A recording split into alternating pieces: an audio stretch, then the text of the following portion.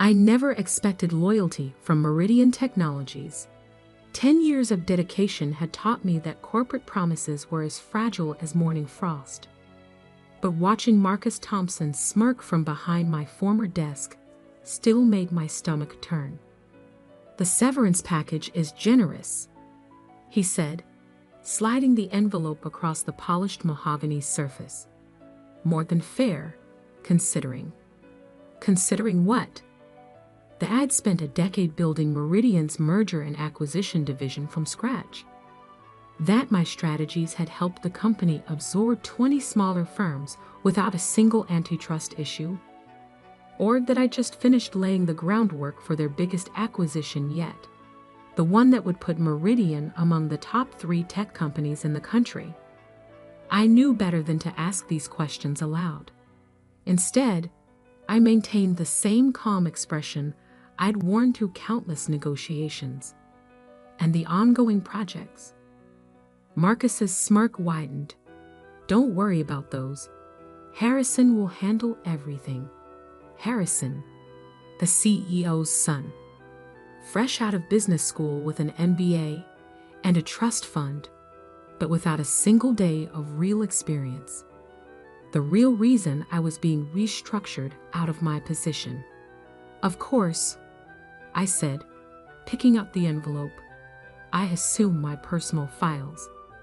"It has already cleared your computer," Marcus cut in.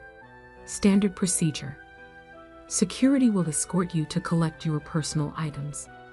The 2 guards hovering by the door shifted uncomfortably. They'd worked with me for years, watched me arrive early and leave late, seen me guide the company through countless complex deals. "That won't be necessary," I said, standing. "I keep everything important up here." I tapped my temple with my index finger. Marcus's smirk faltered slightly. He knew what I meant. The relationships I'd built, the strategies I'd developed, the intimate knowledge of every deal we'd ever made. None of that could be deleted from a hard drive. "You signed an NDA," he reminded me sharply. "I did," I agreed. "And I always honor my contracts, unlike some people." I turned to leave, but his voice stopped me. "Was that a threat, Alexandra?" I looked back, meeting his eyes. "Just an observation, Marcus." One professional to another. The walk to my office felt like a funeral procession. Employees quickly looked away as I passed, their faces a mix of pity and fear. News traveled fast in corporate corridors. My office, my home for the past decade, had already been partially packed. Someone had thrown my personal items into cardboard boxes, mixing photographs with industry awards, client files with coffee mugs. A small frame caught my attention. My first major deal at Meridian, a $50 million acquisition that had put us on the map. CEO Richard Harrison had personally congratulated me, promising this was just the beginning of a long and prosperous partnership. Now his son would sit in my chair, inherit my projects, and probably take credit for my years of work. The thought should have made me angry, but instead, I felt an odd sense of calm. I'd seen enough corporate takeovers to know that incompetence eventually reveals itself. "Ms. Walker?" A soft voice interrupted my thoughts. Sarah from HR stood in the doorway, clutching a tablet. "I need you to sign these final documents." Sarah had started as my intern 5 years ago. I'd mentored her, helped her navigate the corporate landscape. Now she couldn't meet my eyes. "They didn't give you a choice, did they?" I asked quietly. She shook her head slightly. "I'm so sorry. What they're doing, it's not right." I signed the documents without reading them. Whatever severance they were offering wouldn't matter soon anyway. "Take care of yourself, Sarah. And," I hesitated, then added, "keep good records." She looked up, startled by my tone. "What do you mean?" "Just a habit I picked up over the years. Documentation is everything in our line of work. I picked up the single box containing 10 years of my life and walked out of Meridian Technologies for the last time. The security guards insisted on escorting me to my car, but their posture was apologetic rather than intimidating. As I placed the box in my trunk, my phone buzzed. A message from Tom Chen at the Federal Trade Commission. Heard what happened? Let's have coffee. I smiled, remembering all the times I'd negotiated with Tom during Meridian's acquisitions. He'd always said I was on the wrong side of the table, that my skills would be better used protecting market competition rather than consolidating it. The next message was from Marcus. Final reminder about the NDA. Any breach will result in immediate legal action. I didn't bother responding. Instead, I took one last look at the gleaming Meridian Technologies building, its 50 stories of glass and steel reaching into the afternoon sky. Harrison Jr. would be moving into my office now, probably rearranging everything to match his MBA textbook vision of corporate success. Let him have it. Let him have all of it. The office, the title, the illusion of power. Because what I had was worth far more. Knowledge, experience, and most importantly, patience. Pulling out of the parking garage, I finally allowed myself to think about the massive merger I'd been orchestrating before my termination. Meridian's biggest move yet, a $2.8 billion acquisition that would give them control of nearly 40% of the enterprise software market. A deal that would require Federal Trade Commission approval. A deal that Harrison Jr., with all his theoretical knowledge and family connections, would now have to shepherd through the complex regulatory process. A process that would cross the desk of someone with intimate knowledge of Meridian's inner workings, someone who understood exactly where to look for potential antitrust violations. I checked my rearview mirror, watching Meridian's tower recede into the distance. The severance package sat unopened on my passenger seat, along with a decade of memories and a lifetime of lessons learned. My phone buzzed again. Tom, coffee tomorrow? 9 a.m. at Catalyst? I typed a quick response. Looking forward to it. Marcus's words echoed in my mind.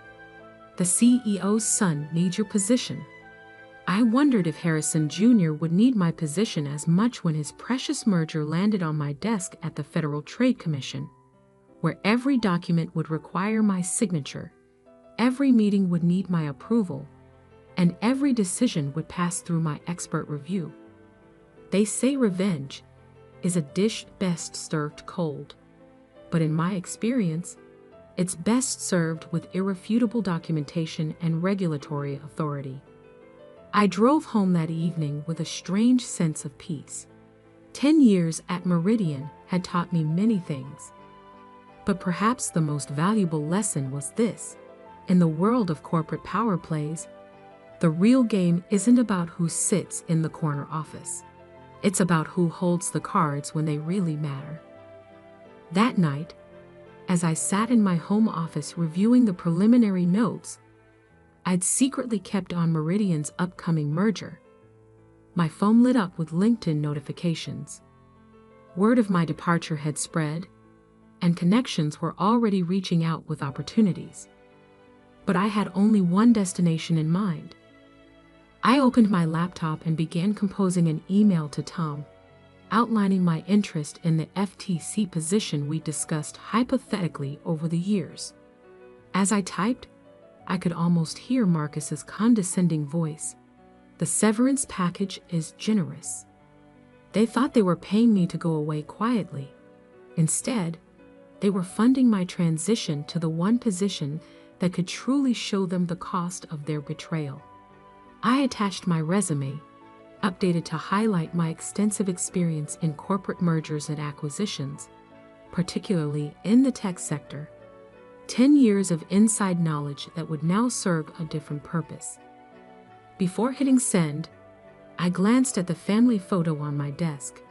Me with my younger sister on her college graduation day. Always have a backup plan, I told her. And make sure it's the last thing they expect.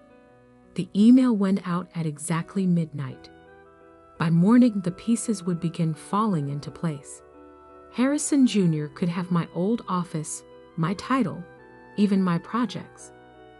But some things can't be inherited or bought. Things like experience, insight, and the ability to see 3 moves ahead. Things they'd soon discover were worth far more than any severance package. The real game was just beginning. And this time, I wouldn't be playing by their rules. The Federal Trade Commission's office in Washington, D.C. was a far cry from Meridian's gleaming corporate tower. No marble lobbies or elaborate artwork here, just the quiet efficiency of government service. But as I sat in my new office 6 months later, I knew I'd found something more valuable than corporate luxury: real power. The Meridian TechCore merger documents just arrived, Tom announced, dropping a thick folder on my desk. Guess who's leading their acquisition team? I didn't need to look.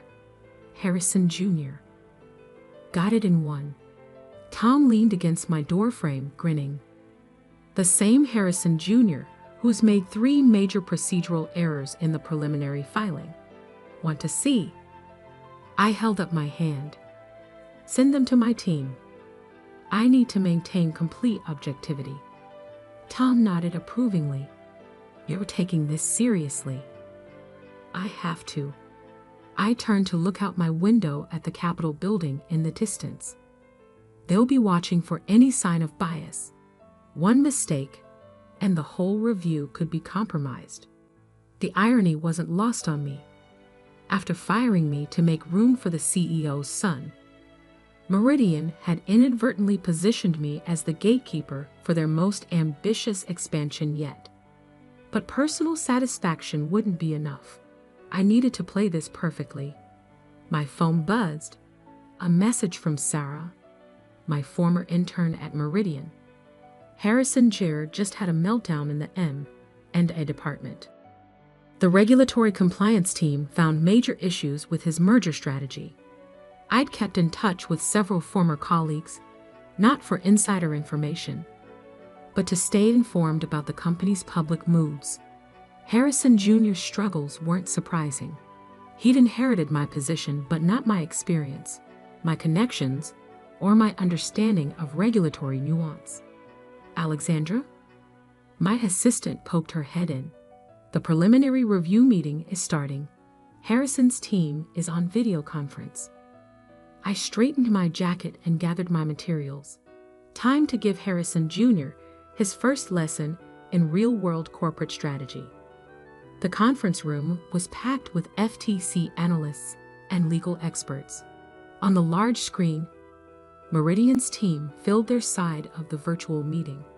Harrison Jr. sat front and center, his expensive suit and practiced smile, a perfect reflection of corporate privilege. His smile faltered slightly when he saw me. Clearly, no one had told him who now headed the FTC's tech sector merger review division. Good morning, I began, my voice professionally neutral. Let's discuss the proposed Meridian TechCore merger. Our initial review has identified several areas of concern. For the next 2 hours, I led my team through a methodical dissection of the merger proposal. Every flaw in Harrison's strategy, every oversight in market impact analysis, every rushed assumption about competition effects, we exposed them all. I watched Harrison's confidence crumble as he struggled to defend his work. The NBA theories he'd relied on proved useless against practical regulatory experience. These issues, I concluded, raise serious questions about market concentration and competitive impact. We'll need comprehensive revisions and additional documentation before proceeding. But the shareholder vote is in 6 weeks, Harrison protested. We can't delay. Then I suggest you address these concerns quickly, I replied calmly. The FTC's duty is to protect market competition, not meet corporate deadlines. After the meeting, Tom found me in my office. "That was masterful," he said. "Completely professional, absolutely by the book, and utterly devastating."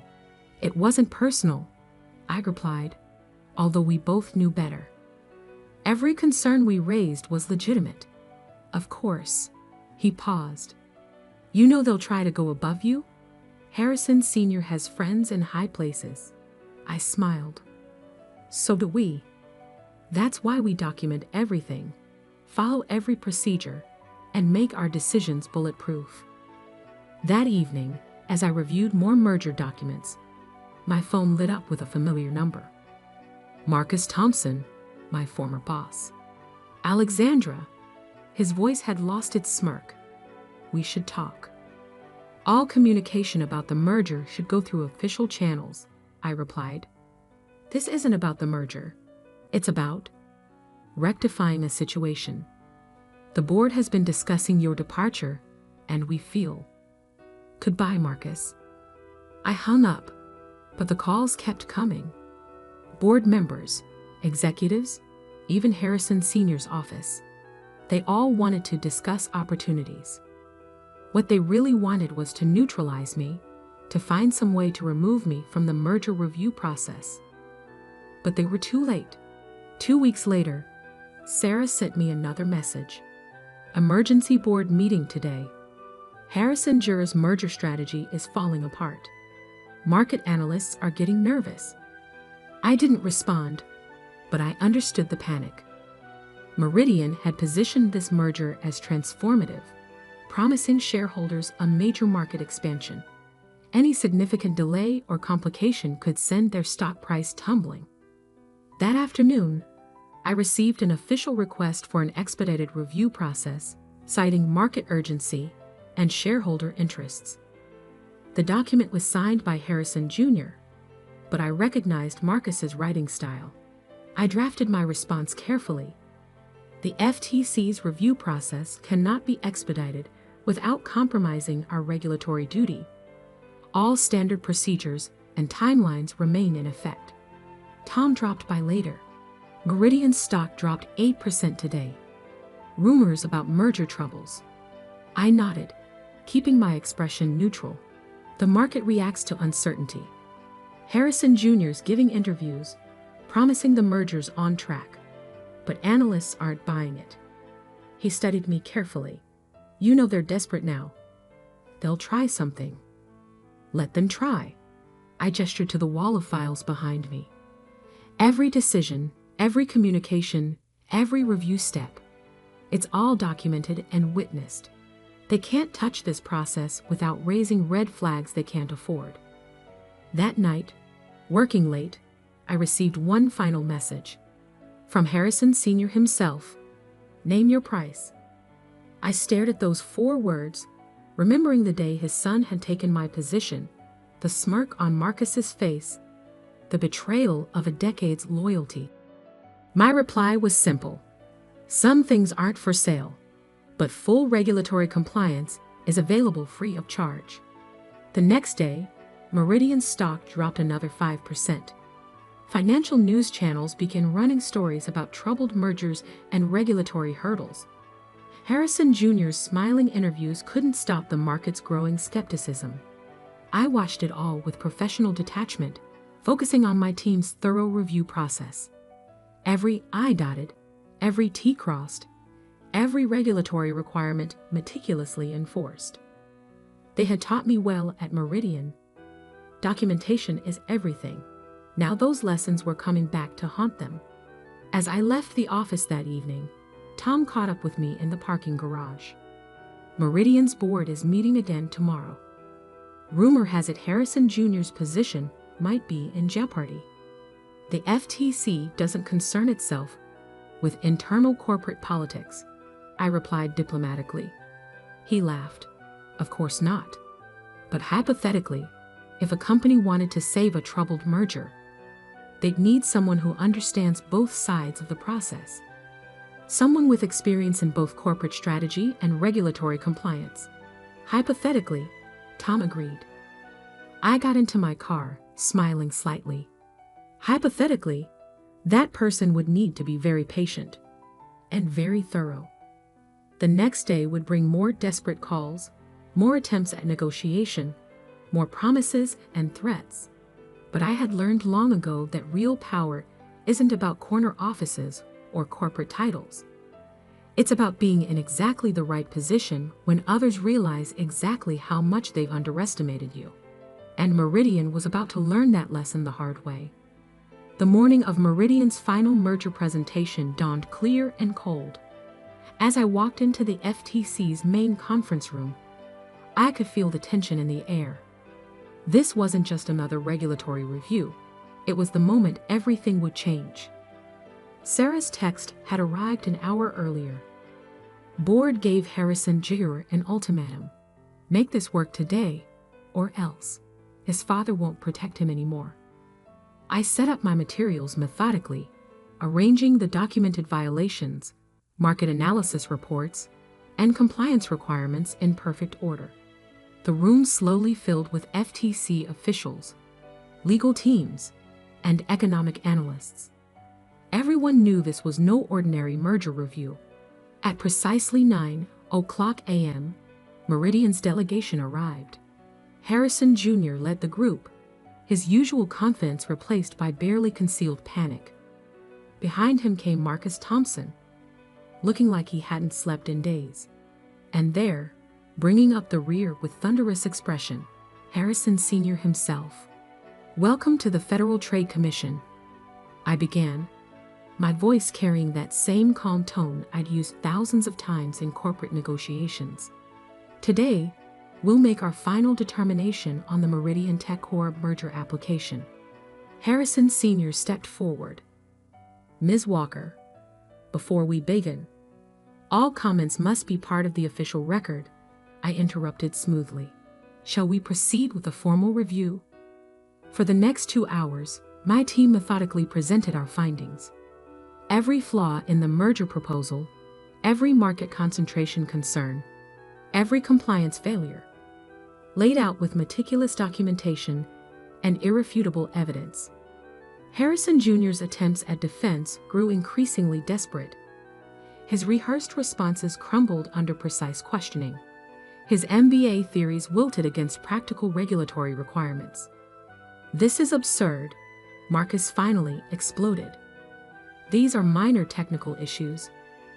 "Minor?"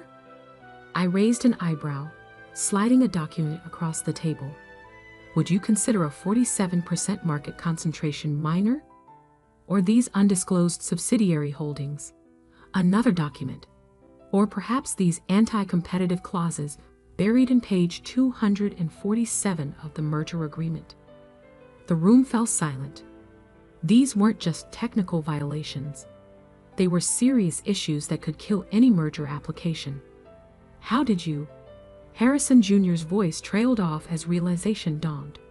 These were exactly the kind of details I used to catch during my time at Meridian. The kind of pitfalls I'd warned about in countless meetings. The kind of mistakes an experienced executive would never make.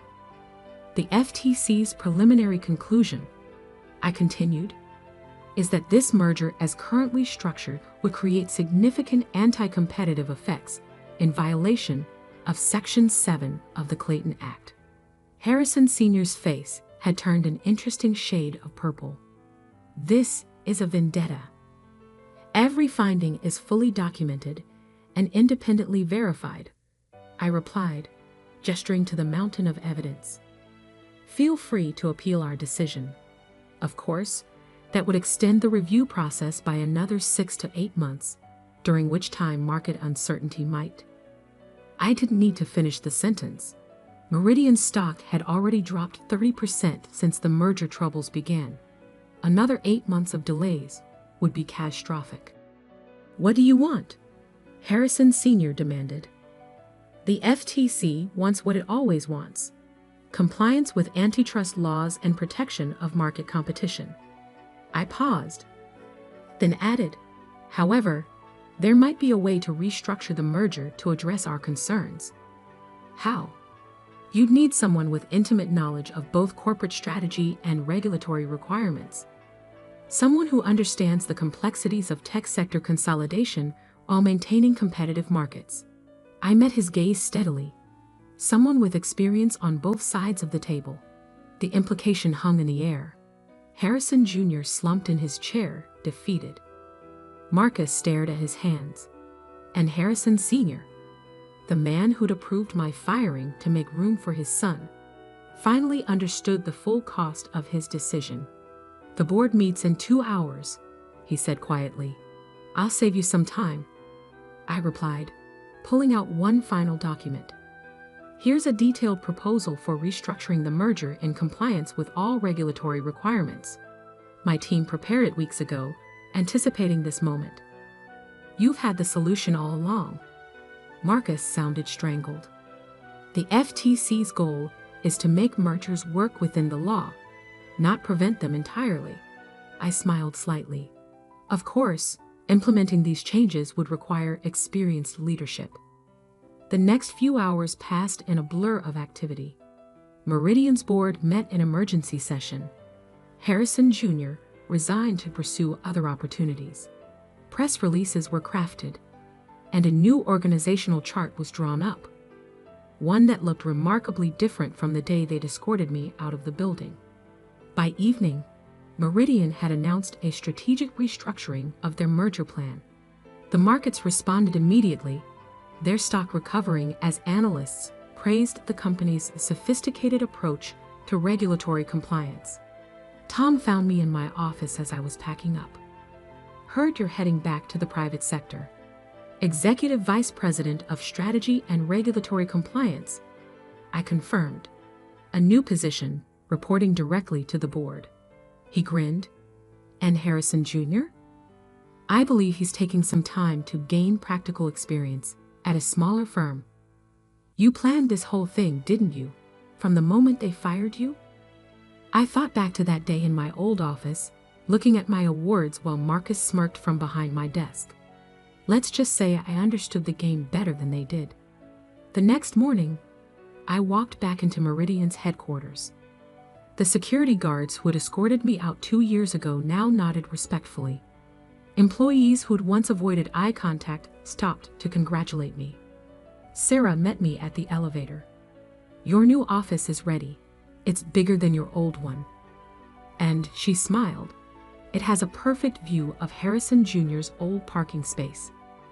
"Have facilities reassign that spot," I replied. "We've got more important things to focus on." My new office was indeed larger, with a corner view of the city. On the desk sat a single envelope, the same severance package I'd never opened 2 years ago. A note from Harrison Sr. was attached. Lesson learned. I dropped both in the shredder without opening them. Some things are worth more than money. Marcus appeared in my doorway, all his old arrogance replaced by nervous deference. "The merger team is ready for you." "No," I corrected him, picking up my folder of regulatory compliance strategies. "They're ready to learn." As I walked into the conference room, filled with eager faces waiting to understand how their new EVP had outmaneuvered everyone, I thought about all the lessons learned. About patience and preparation. About understanding the real sources of power. About knowing when to wait and when to strike. But mostly, I thought about that day 2 years ago, when they thought taking my office meant taking my power. They never understood that real influence doesn't come from titles or corner offices. It comes from knowing exactly who you are, what you know, and most importantly, how to make others realize your true value only after it's too late to stop you. Harrison Jr.'s MBA theories never taught him that, but I have a feeling he's learning it now. One humbling lesson at a time. As for me, I've got a merger to fix, a company to reshape, and a few more lessons to teach about underestimating the wrong person. After all, in the world of corporate power plays, the real victory isn't in taking someone's position. It's in making them give it back to you, and thank you for accepting it.